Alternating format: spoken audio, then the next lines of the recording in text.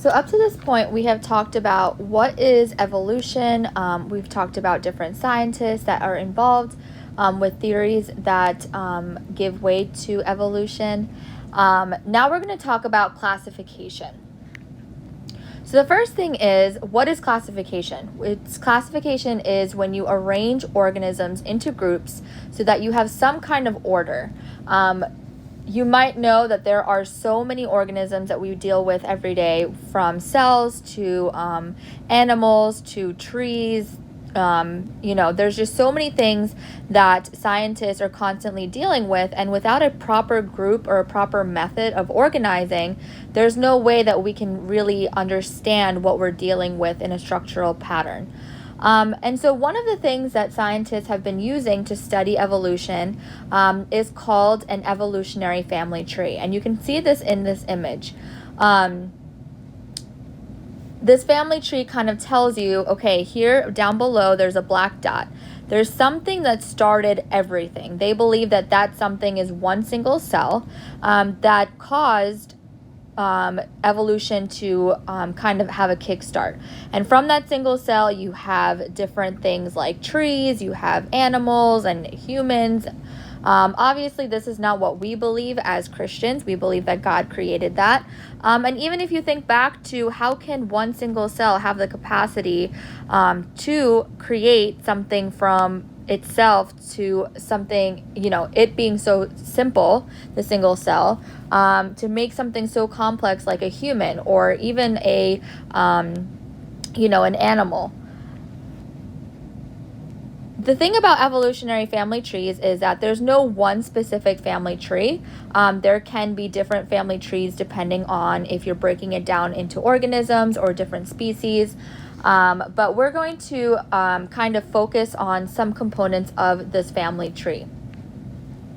One of the things is called common ancestors. What a common ancestor is an organism that multiple different organisms can all come back to. So it's an organism that people think are causing different organisms to come from them, even if it's, for example, in this picture, you have a question mark at this kind of intersection point, and that question mark is a common ancestor to the bear, a bird, and a turtle. You have this question mark here that says there's a common ancestor that the turtle and the bird can all relate to. So common ancestor in simple forms is just an organism that other organisms, it could be two organisms or multiple organisms, that they all originated from. One of the examples that evolutionists use is that evolutionists believe that birds actually evolved from reptiles, and so they have a common ancestor at one point. So you can kind of see that in this diagram. Maybe this question mark down here is some kind of, previous animal that the frog came from. The frog is then leading up to another common ancestor that these three animals at the top are related to, and maybe one of them is a reptile. Another term that evolutionists use is called a missing link. Another name for a missing link is a transitional form, which are basically organisms that have to have existed on the evolutionary tree if evolution was true. For example, if evolutionists believe that reptiles and birds, or birds came from reptiles, there has to be an organism on the evolutionary tree that's half reptile, half bird, in order for us to believe that this could be true. Now, scientists actually believe that this animal that you see right here, it's called the Archaeopteryx, is a combination of a bird and a reptile, and they believe that that is the missing link between a reptile and a bird. But a lot of other people disagree with them. They just think that this could have been a bird that just existed and was extinct, and has nothing to do with the evolution of a bird from a reptile. And so, as we talk about common ancestors, make sure you know the definition. As we talk about family trees really just help evolutionists track down how far or where do animals come from as evolution has been occurring. Now, with evolution, there's something called homologous structures. Homologous structure is basically when you have an animal that shares a certain feature with other animals. Those animals that have these common features are called to have or said to have a common ancestor. So, for example, scientists often say that animals that are closely related have similar structures. But animals that they think aren't closely related, they think that they have similar structures just because of chance, which doesn't make sense. So they can say that, a monkey or an ape is related to a human because we have similar bone structures. Monkeys have some things that are similar to our fingers, our toes, so on and so forth.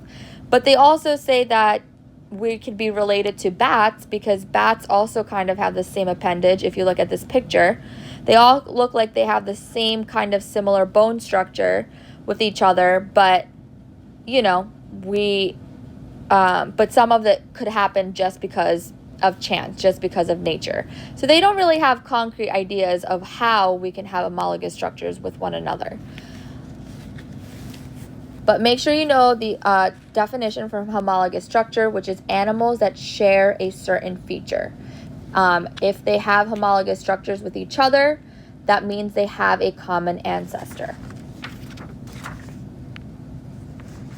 There's also something called vestigial structures. So vestigial structures are basically things like organs that have no longer a major function in the human body or in a body of a organism. So basically this is like your tonsils, your appendix. These are considered your vestigial structures because they no longer play a crucial role in your body. So if you get your tonsils removed or your appendix removed, you are not going to be in any danger. You are going to be completely fine and will be able to recover fine with no issues at all.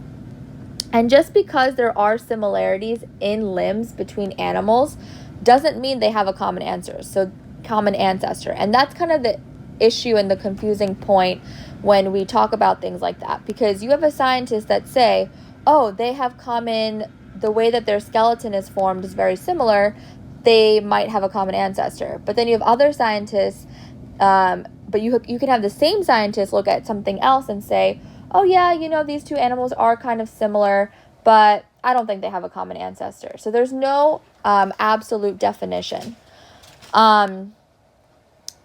What we see in the similarities between animals state that God knew what worked.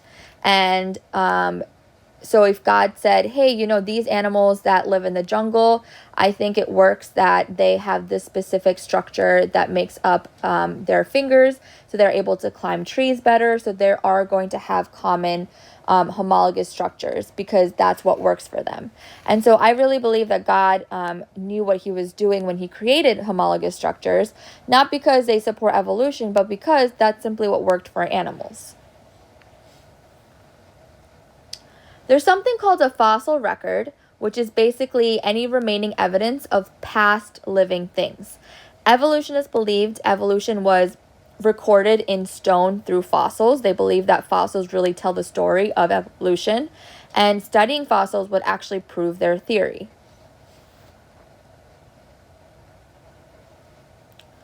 The thing is, though, most fossils we discover fit in the organisms that we already have. So they aren't missing links, they are just extinct. So for example, the woolly mammoth had a lot of fur because it was really cold back then. They lived in cold climates, so it makes sense that they had fur, but they are close to elephants, right? Not because of evolution, but because of just the environment. On the evolutionary tree, there are more missing links without fossils than those that are real with fossils. So most of it is from an imagination more than they are from the fact. So, just because you have an evolutionary tree and you're like, oh, I don't see the connection, must be a missing link. That doesn't make sense. It could just be because there actually is no evolution there, and you're trying to make something up that doesn't actually exist to try to support something that might not be true. So, conclusions from the fossil record.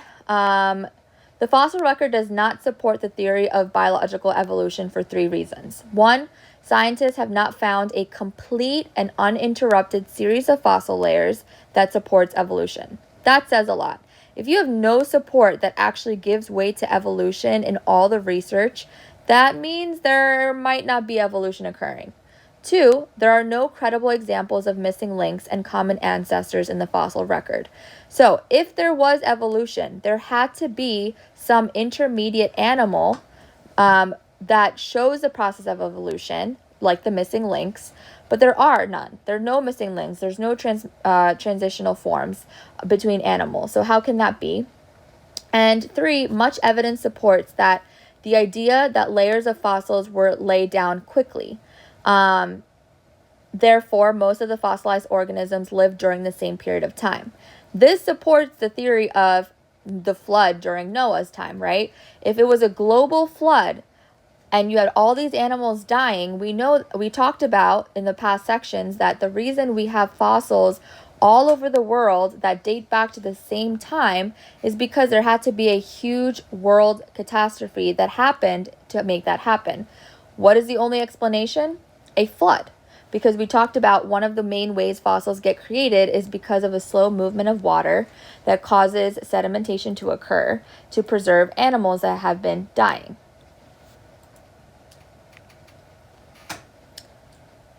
So there's a term called speciation,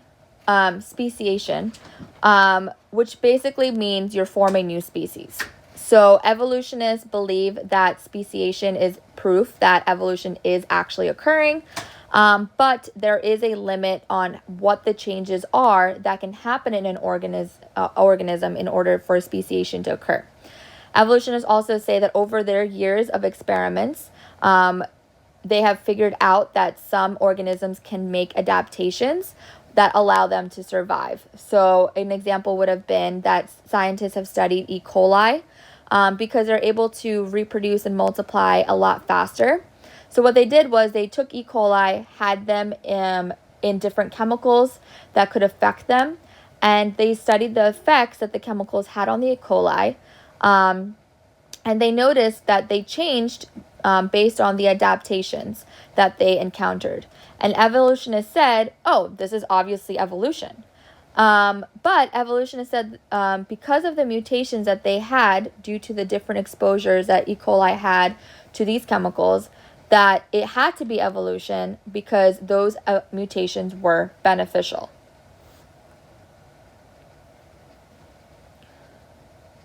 What we see in organisms are not biological evolution, though. In order for this to happen, you have to have genetic material, new genetic material be made. Because remember, the only way you can pass on mutations or new traits is if it affects you on a genetic level. You can't pass it on if it's not on a genetic level. Like we talked about in the last section, if you have a mom with pierced ears, doesn't mean that their child is going to have pierced ears. That's something that you have to actually get done, right? The only reason that you could have someone be born with something, say like brown hair or black hair or blonde hair, is because it's genetically in their genes.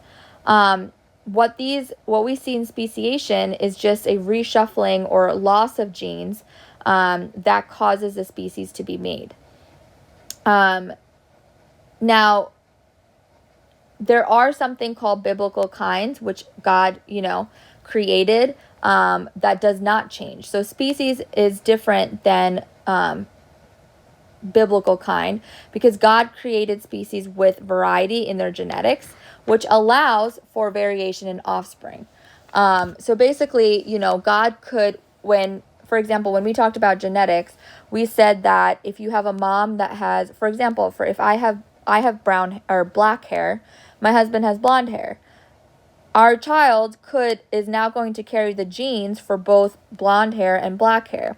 What is going to show up in the baby depends on the shuffling of genes or the dominance of the genes, and that's going to affect the baby. The baby can still show up with, black hair or brown hair and still be a carrier for blonde hair because her father has that. And so when God created animals, he didn't create animals with only one type and specific variation. He didn't create animals with one specific type of genes. He created animals with a variety in their genes. And so as they pass down traits to other animals, they are, as they produce new offspring, each offspring could look different because the original parents had different genes that can get reshuffled. And as they get reshuffled, you see these changes occurring in the offspring that they are creating. And that's not because of evolution, that's just because of how their genes are made. And that also gives way to how God made them. So, when we talk about, all of the work that scientists are going through, they're expensive with all their research, it's time consuming. Scientists have only been able to come up with the fact that all life was created from simple organic molecules. How does that make sense? How can you say that we have such complex lives right now because of organic molecules that one day decided to come together to form life, and that, they were going to say, hey, we're going to create a monkey today. We're going to create a fox today. And if evolution really was true, and scientists did say that, hey, evolution's true, we all came from a single cell, where did that single cell come from? So evolution has a lot of issues, a lot of loopholes, very, very minimal, if any, support to how, scientists explain evolution, because it just doesn't make sense. And honestly, you need a lot more faith to understand and believe in evolution than when you believe in God, because when you believe in God that he created things, it makes sense. You can see it in creation. You can see it when the Bible explains about it. So at the end of the day, the ultimate question is, where are you putting your faith? Are you putting your faith in evolution? Or are you putting your faith that God did actually create the world by speaking things into his existence, and he created everything with a purpose, and that he has an ultimate goal for everything, and we get to experience that and be a part of that because we are part of his creation?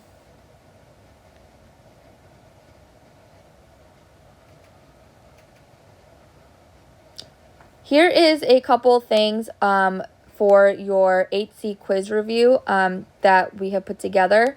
Remember, it will be open notes, but this is kind of some things to kind of focus on.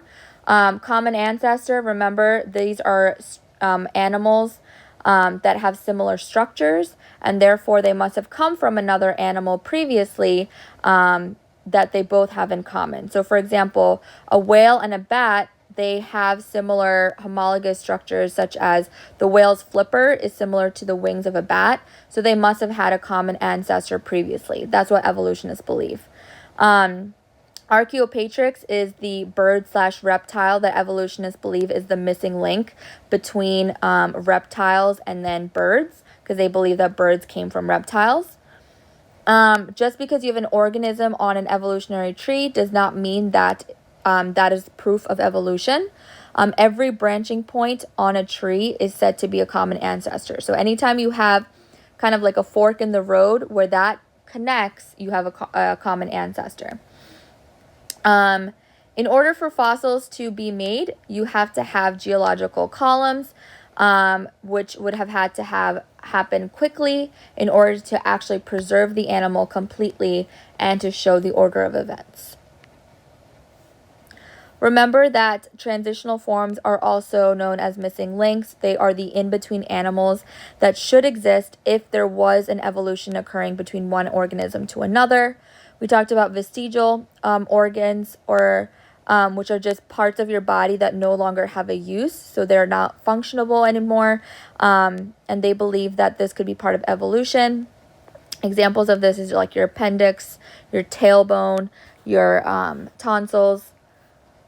Creationists believe speciation occurs because God created species with a variety of genes that can be moved around to cause speciation. So remember, we as believers are creationists. So we believe that God did create things. And the reason we see changes in species is because each species carries variety in their genes the way that God intended them to have.